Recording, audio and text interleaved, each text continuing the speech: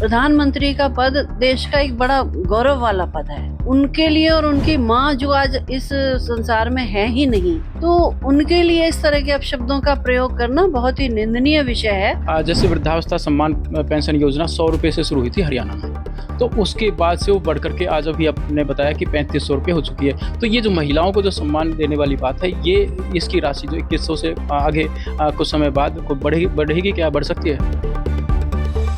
आप देख रहे हैं पंजाब केसरी टीवी। हमारे साथ मौजूद हैं यहाँ हरियाणा भारतीय जनता पार्टी की अनुशासन समिति की अध्यक्षा मीरा तोमर जी, जो पूर्व में नगर निगम में पार्षद रही हैं और विभिन्न पदों पर पार्टी में काम किया है, और आज यहाँ आई थी दो मुद्दों पर बात करने के लिए। एक मुद्दा है लाडो बहना योजना, और दूसरा जो मुद्दा है जो सर्व प्रचलित है वो है राहुल गांधी और उनके स्टेज पर किसी एक कांग्रेसी कार्यकर्ता के द्वारा प्रधानमंत्री श्री नरेंद्र मोदी जी की स्वर्गीय माता श्री के को गाली देने वाली बात। उन दोनों मुद्दों पर यहाँ बात करने के लिए आए हैं, उनसे बात करते हैं। क्या कुछ ऐसी बात है जो भारतीय जनता पार्टी ने इस मुद्दे को प्रमुखता के साथ उठाया? जी मीरा जी, आपका स्वागत है। जी नमस्कार। देखिए, जहाँ तक हम इस मुद्दे की बात करते हैं कि किसी की भी माँ बहन के लिए अपशब्दों का प्रयोग, तो ये हमारी भारतीय संस्कृति में ही नहीं है। तो विपक्षी दल अगर इस तरह की ओछी हरकतें करेंगे, और प्रधानमंत्री का पद देश का एक बड़ा गौरव वाला पद है उनके लिए, और उनकी माँ जो आज इस संसार में है ही नहीं, तो उनके लिए इस तरह के अपशब्दों का प्रयोग करना बहुत ही निंदनीय विषय है। और ये तो बोलने वाले को भी शर्म आनी चाहिए थी कि वो बोल किसके लिए रहा है। भारतीय संस्कृति में तो जो मृत व्यक्ति होता है उसके ये मान्यता है कि उसकी सारी बुराइयां पृथ्वी पे रह जाती हैं और केवल अच्छाइयां ही उसकी सारी सब लोग बोलते हैं। उसकी बुराई कोई करता ही नहीं है। कहते जो मर गया उसकी बुराई क्या करनी। तो और फिर भी माँ जो जननी है भारत में, और हम माननीय मोदी जी प्रधानमंत्री की माँ के लिए अपशब्दों का प्रयोग, ये वाकई बहुत निंदनीय विषय है और ऐसा नहीं होना चाहिए। हम तो ये कहते हैं कि माननीय राहुल गांधी जी को भी उसके लिए माफी मांगनी चाहिए खुले मंच से, कि जो इस तरह का उनकी उपस्थिति में ये शब्दों का इस्तेमाल हुआ है। उन्हें उसी समय ही इस चीज का विरोध करना चाहिए था कि ये तुम बोल क्या रहे हो। और वास्तव में इतने बड़े मंच से कोई भी एक सामान्य कार्यकर्ता इस तरह की भाषा नहीं बोल सकता। कहीं ना कहीं ये उनकी रणनीति का कोई हिस्सा है, हम ऐसा मान के चलते हैं।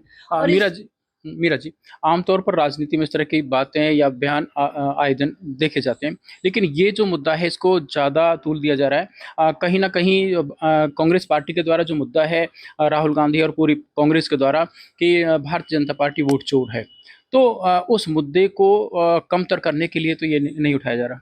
देखिए, मैं तो ये कहूंगी कि कांग्रेस के पास कोई मुद्दा ही नहीं है। अब उन्होंने यात्रा का नाम भी अजीब सा नाम दिया कि भाई वोट चोर यात्रा। वोट चोर से भारतीय जनता पार्टी का कोई लेना देना है ही नहीं। ये तो एक निर्वाचन आयोग जो हमारा है, वो समय समय पे अपनी जो वोटर लिस्ट है उसमें करेक्शन का काम वो करता रहता है। तो ये उसकी एक सतत प्रक्रिया है जो चलती रहती है। तो उसमें भारतीय जनता पार्टी का रोल कहाँ रह गया। हर वोटर का, मैं कहती हूँ, अपना अधिकार भी है कि जब भी हमारी वोटर लिस्ट प्रदर्शन के लिए आती है जनता के बीच में, तो जाकर के वो अपनी वोट को चेक करे कि उसकी वोट उस स्थान पर सही जगह पर है या नहीं है। यदि कट गई है तो उस वोट के लिए वो अपील कर सकता है कि भाई मेरी वोट बाई चांस या गलती से या जैसे भी है कि इस वोटर लिस्ट में नहीं है, तो मेरा ये अधिकार है कि मेरी वोट हो। और उसकी वोट प्रशासन बनाता भी है। तो उसमें भारतीय जनता पार्टी का तो कोई रोल ही नहीं है। ये तो खामे खामे इनके पास में कोई मुद्दा है ही नहीं, इसलिए वो भाजपा को घसीटते हैं कि ये भाजपा वोट चोरी कर रही है। एक और दूसरा मुद्दा आपने उठाया कि जो कांग्रेस पार्टी के ऊपर उठाया कि कांग्रेस पार्टी महिलाओं के आरक्षण की हमेशा से बात करती रही, लेकिन आरक्षण उन्होंने नहीं दिया। आप ये आपके ध्यान में भी होगा, जब मनमोहन सिंह जी की सरकार थी तब संसद में ये मुद्दे कई बार उठे कि भी महिलाएं अपना वोट का अधिकार मांग रही हैं, राजनीति में भागीदारी का अधिकार मांग रही हैं, तो उनको अधिकार दिया जाए। उस समय कांग्रेस ने कहीं नहीं दिया। लेकिन जब भाजपा की सरकार आई तो माननीय मोदी जी ने उसी मुद्दे को साकार रूप दिया और भारतीय जनता पार्टी ने महिलाओं की भागीदारी राजनीति में सुनिश्चित कर दिया। तो ये महिलाओं के लिए बहुत ही सम्मान की बात है और उनके लिए आगे एक खुला मंच उनको मिलेगा। वो राजनीति में अपनी आकर के जनता के बीच में अपनी बात कह सकेंगी, संसद में अपनी बात कह सकेंगी, विधानसभा में अपनी बात कह सकेंगी। लोकल लोकल बॉडीज में तो अब हमारा अधिकार हो गया है, क्योंकि महिलाओं को उनका अधिकार मिल गया, लेकिन विधानसभा और लोकसभा में अभी अधिकार रहता है। उसके लिए जो हमें अधिकार माननीय मोदी जी ने दिया है, उसके लिए हम सब अपने देश के प्रधानमंत्री माननीय मोदी जी का धन्यवाद करते हैं कि उन्होंने ये मौका, ये सम्मान महिलाओं को दिया है। दूसरा मुद्दा है लाडो बहना योजना। तो उसमें जो महिलाओं को 2100 रुपये प्रति माह जो एक तरह से जो उनकी मदद के लिए, आर्थिक मदद के लिए दी जाने की घोषणा, क्या आपको लगता है कि जो योजना की शुरुआत होगी जो 1 लाख रुपए से कम की जिन परिवारों की वार्षिक आमदनी है, तो 2100 रुपये जो क्या कम नहीं होगा? क्या 2100 रुपये में गुजारा हो सकता है एक महिला का? देखिए, मैं आपको बताऊं, एक परिवार है, मान लो हम एक परिवार में मान के चलते हैं कि माँ बाप साथ होंगे, बुजुर्ग माँ बाप साथ होंगे और परिवार होगा, उसमें 2 बच्चे होंगे। हम 6 लोगों का एक परिवार एक सामान्यतः मान के चलते हैं कि 2 बुजुर्ग, 2 बच्चे और 2 वयस्क। तो उसमें मान लो बुजुर्ग की पेंशन आ रही है, अभी अगले महीने सितंबर में जो पेंशन मिलने वाली है हरियाणा में, वो 3500 रुपये पेंशन मिलने वाली है बुजुर्गों को। तो अगर एक परिवार में 2 बुजुर्ग हैं, उन दोनों को 3500 मिल रहे हैं, तो 7000 तो वो हो गए। 2100 रुपये उस महिला के खाते में और आएंगे। तो आप ये मान के चलिए कि 9500 के लगभग भारतीय जनता पार्टी उस परिवार की आर्थिक सहायता कर रही है।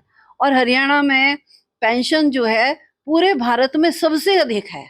अब किसी भी राज्य की तुलना करें, किसी राज्य में इतनी पेंशन नहीं मिल रही है जो सहायता के लिए। ये भी एक आर्थिक सहायता है कि बुजुर्ग अपनी दवाई गोली का, अपने कहीं कोई मन है उनका खाने पीने का, कहीं आने जाने का, उसके लिए वो बच्चों पे निर्भर नहीं रहते और अपना खर्चा उसमें पेंशन में से खुद करते हैं। और वो वास्तव में हम लोगों से मिलते हैं तो बहुत खुश भी हैं कि वे भारतीय जनता पार्टी की सरकार ने हमारे लिए एक सुविधा जो की है, ये बहुत बड़ी सुविधा है। 2 बुजुर्गों के हिस्से में अगर 7000 रुपये आते हैं, तो उनके लिए वो इसको एक बहुत बड़ी अपनी सहायता मान के चलते हैं। तो 2100 रुपये हमने रखा है और ये हमारे मैनिफेस्टो में था। हमने मैनिफेस्टो का जो हमारा वायदा था, माननीय नायब सिंह सैनी जी ने उसको पूरा किया है। और एक ही नहीं, वो स्टेप बाय स्टेप सारे अपने वायदे जो हमारे मैनिफेस्टो में थे भाजपा के में, उनको पूरे करने का लक्ष्य रखे हुए हैं। तो कांग्रेस ने तो कभी अपनी मैनिफेस्टो को कभी सिरे चढ़ाया ही नहीं। भारतीय जनता पार्टी जो कहती है वो करती है। उसी के आधार पर ये लाडो लक्ष्मी योजना की जो अपनी योजना अभी शुरू होने जा रही है, 1 नवंबर को बहनों के खाते में पैसा आएगा। तो ये मैं कहती हूँ बहुत बड़ी सहायता है। मीरा जी, आपकी बातों को एक उदाहरण के रूप में लें तो मान लो कि 2 बुजुर्ग हैं परिवार में, और 2 बुजुर्ग की जो पेंशन होगी 7000 हो जाएगी, और 2 ही महिलाएं हैं, या 2 भी नहीं तो 1 अगर महिला है तो उसकी 2100 रुपये हो जाएगी। तो इस तरह से उनकी जो आमदनी होगी 1 लाख से बढ़ करके हो जाएगी, यानी कि 1,08,9,000 रुपये हो जाएगी। तो ऐसी सूरत में फैमिली आईडी का जो नियम है, उसमें फैमिली आईडी में जो इनकम जो शो करके उनका जो राशन कार्ड है या फैमिली आईडी में से उनका जो बीपीएल का जो कार्ड है वो काट दिया जा रहा है। ऐसे रोजाना ऐसे केस देखे जा रहे हैं। ये कहीं ना कहीं जो ऐसा नहीं है कि भाई काट दिया जा रहा है, क्योंकि जो ये पेंशन है इसको हम फैमिली आईडी में आय मान के नहीं चलते। ये तो सरकार के द्वारा दी गई एक आर्थिक सहायता है। आय परिवार की वो होती है जो वो खुद अपनी अर्निंग करता है, चाहे वो सर्विस कर रहा है या बिजनेस कर रहा है या जो भी कुछ कर रहा है, उसकी जो आमदनी होती है वो परिवार पहचान पत्र में शामिल होती है, ना कि ये पेंशन। लेकिन समाज कल्याण विभाग की को मिलने वाली शिकायतों को अगर देखा जाए तो पूरे प्रदेश में हजारों शिकायतें हर महीने पहुंचती हैं समाज कल्याण विभाग के पास। आप ठीक कह रहे हैं ये बात भी, क्यों जो भी शिकायतें पहुंचती है उनको फिर चेक करके उसमें सुधार करके उनको फिर दोबारा से चालू किया जाता है। अच्छा, एक और जैसे वृद्धावस्था सम्मान पेंशन योजना 100 रुपये से शुरू हुई थी हरियाणा में, तो उसके बाद से वो बढ़ करके आज अभी आपने बताया कि 3500 रुपये हो चुकी है। तो ये जो महिलाओं को जो सम्मान देने वाली बात है, ये इसकी राशि जो 2100 से आगे कुछ समय बाद को बढ़ेगी क्या, बढ़ सकती है? देखिए, अभी तो इस बारे में कोई नहीं है, लेकिन अभी आगे-आगे जो स्टेप बाय स्टेप करना है, वो सरकार अपने आर्थिक के हिसाब से जो भी निर्णय लेगी, वो तो समय और परिस्थितियों के ऊपर होगा। लेकिन फिलहाल जो हमारे मैनिफेस्टो का वादा था 2100 रुपए देने का गरीब परिवारों को, वो शुरू हो चुका है। तो ये थी हमारे साथ में मीरा तोमर जी, जो भारतीय जनता पार्टी की अनुशासन समिति के अध्यक्ष हैं। उनका कहना है कि हमने अपने भारतीय जनता पार्टी के मैनिफेस्टो में जो बातें कही थी, उनमें से एक और मैनिफेस्टो में यानी कि एक और वचन को पूरा किया है। जो लाडो लक्ष्मी योजना के तहत जो महिलाओं को जो सम्मान निधि 2100 रुपये दी जाने वाली है, उसको पूरा करके काफ़ी खुश महसूस कर रही हैं और पूरी पार्टी इस बात को लेकर के काफ़ी प्रफुल्लित है। पंजाब केसरी टीवी, गुरुदत्त गर्ग, पलवल। हमसे जुड़े रहने के लिए हमारे YouTube चैनल को सब्सक्राइब करें और नई वीडियो की नोटिफिकेशन के लिए बेल आइकॉन को दबाएं। अगर आप ये वीडियो Facebook पर देख रहे हैं तो लाइक जरूर करें और ज्यादा से ज्यादा शेयर करें। धन्यवाद।